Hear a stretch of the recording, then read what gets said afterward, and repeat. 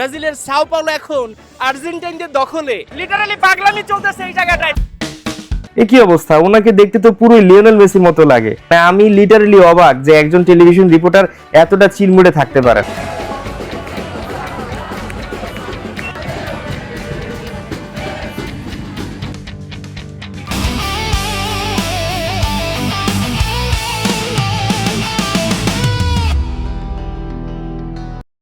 আসসালামু আলাইকুম, ব্রাজিলের সাও পাওলো থেকে আপনাদের সবাইকে স্বাগত জানাচ্ছি। আমি হাসান সজীব, আমার সঙ্গে বরাবরের মতোই আছেন শাহানুর রুমেন। আমরা যাচ্ছি ব্রাজিলে বসে আর্জেন্টিনার ম্যাচ দেখব। শাহানুর ভাই, আপনি তো অনেকটা গুপ্ত ব্রাজিলের ফ্যান, খেলা দেখতে যাচ্ছেন আর্জেন্টিনার। না, বিষয় হচ্ছে ব্রাজিলে বসে আর্জেন্টিনার কমিউনিটি ওনারা খেলা দেখবে।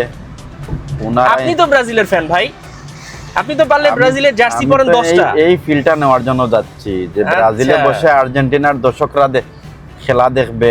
আর্জেন্টিনা বিশ্বকাপে থাকুক সেমিফাইনাল পর্যন্ত, মানে সেমিফাইনাল পর্যন্ত থাকুক, কোনোভাবে ভাই ফাইনালে যাতে না যায়।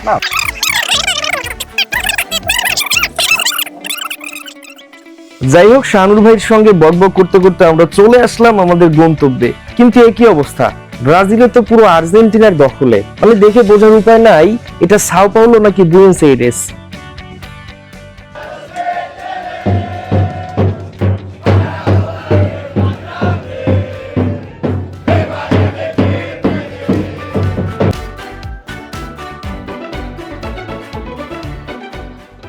দেখে বোঝার উপায় নাই এটা ব্রাজিল। ব্রাজিলের সাও পাওলো এখন আর্জেন্টাইনদের দখলে। অনেকটা ঢাকা শহরের টিএসসির মতোই এখানে পতাকা বিক্রি হচ্ছে, জার্সি বিক্রি হচ্ছে, পাগলামি চলছে। মানে রীতিমতো যে কেউ অবাক হবেন কি চলছে এখানে। কারণ বিশ্বকাপে লিওনেল মেসিদের নকআউট পর্বের ম্যাচ কেপ ভার্দের বিপক্ষে, এটা হারলেই কিন্তু বিদায়। তবে বিশ্ব চ্যাম্পিয়নরা অনেকটা রিল্যাক্স মুডে, সমর্থকরা কিন্তু চিল করেই বেড়াচ্ছেন। লিটারালি পাগলামি চলতেছে এই জায়গাটায়। গানে মেতে আছে আর্জেন্টাইন সমর্থকরা। ম্যাচের আগেই জানো জয়ের উৎসব চলছে ঠিক ব্রাজিলের সাও পাওলো।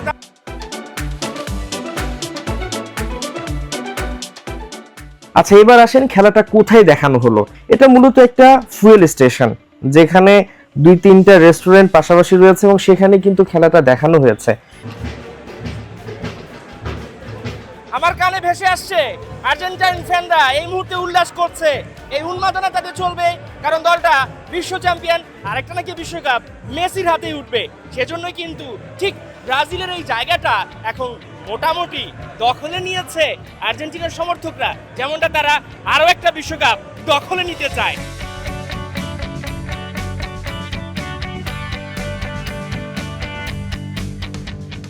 ম্যাচের আগে আর্জেন্টিনারা পাগলামি শুরু করলেও ঠিক যখন ম্যাচ শুরু হয়ে যায় তখন একেবারে সবাই সিরিয়াস। সবচেয়ে ভালো লাগার বিষয় ছিল পরিবার পরিজন নিয়ে একেবারে মাটিতে বসে সবাই খেলা দেখছিলেন, সেখানে বাচ্চারাও কিন্তু বাদ যায়নি।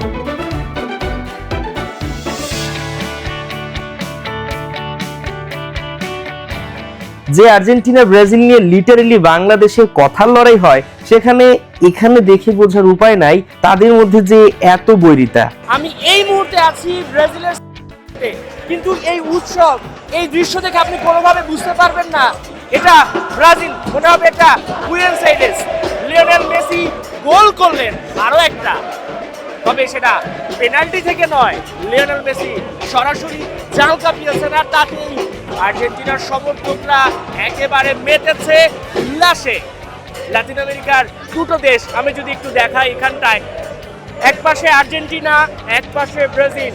অর্থাৎ যেহেতু লাতিন আমেরিকার এই দুইটা দেশ ফুটবলে চির প্রতিদ্বন্দ্বী, কিন্তু যখন এই বিশ্বকাপটা হয় তখন কিন্তু অনেক আর্জেন্টিনার যারা রয়েছেন তারা কিন্তু ব্রাজিলে বসে খেলাটা দেখেন। সবচেয়ে মজার ব্যাপার হচ্ছিল লিওনেল মেসি খেলছিলেন আমেরিকায়, কিন্তু হুট করে এক ভদ্রলোককে দেখে তো আমার চক্ষু চড়ক গাছ। এ কি অবস্থা, ওনাকে দেখতে তো পুরোই লিওনেল মেসির মতো লাগে।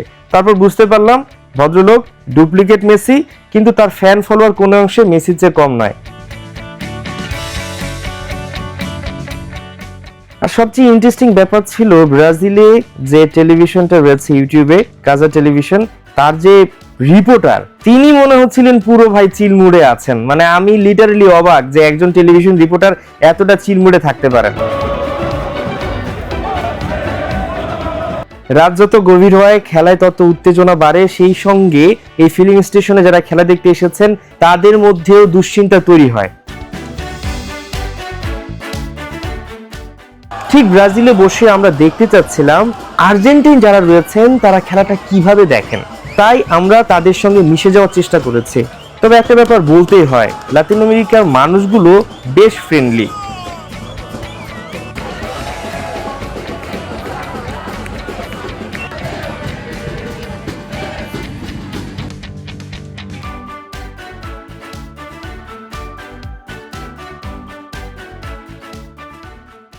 সে যাই হোক, ম্যাচ যখন 2-2 সমতায় তখন দেখেন কি অবস্থা হয় আর্জেন্টাইনদের।